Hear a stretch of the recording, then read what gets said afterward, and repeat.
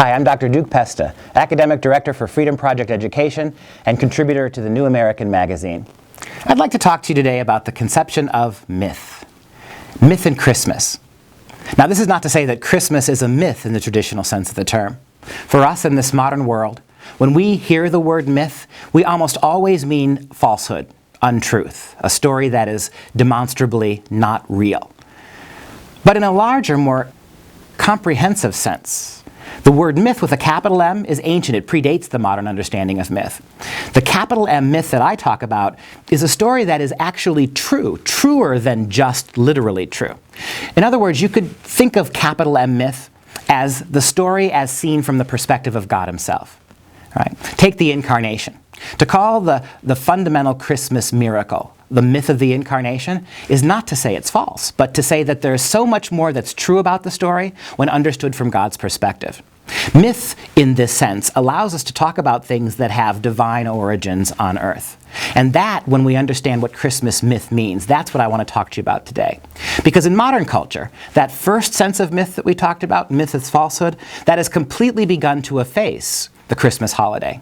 With the coming of Christmas, of course, comes the culture wars, and all the debate and fuss over Merry Christmas versus Happy Holidays, the removal of nativity scenes, schools changing Christmas break to winter break, all of that kerfuffle over language and ideology.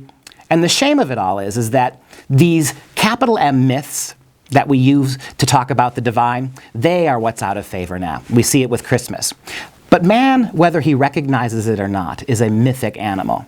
And when we remove the eternal sense of myth, we always and in every instance replace it with the small m myths, political myths and ideological myths. And that's what you see happening in our culture today. That's what the culture wars are all about. But I'd like to turn your attention to the significance of the capital M myth of Christmas and the incarnation. We must always remember and never forget, however tempting it is to become discouraged, when we see how much progress the atheists and the progressives are making in effacing Christmas from the season. We must always remember that the Christmas season, with all of its tinsel and its glitter and its commercialism, that's transient. What matters about Christmas is the fundamental capital M myth of the incarnation. God becomes man for the salvation of his people. And when you think about myth in this perspective, take heart. Because Christ chose to be born not at a time of rich commercialism and wealth. Christ chose to be born into a time when yet another God-man was worshipped on his throne by a deluded and weakening empire who also had just given away its freedoms for security. Christianity has always worked best when people were in need and not when they had too much. I'd like you to keep that in mind.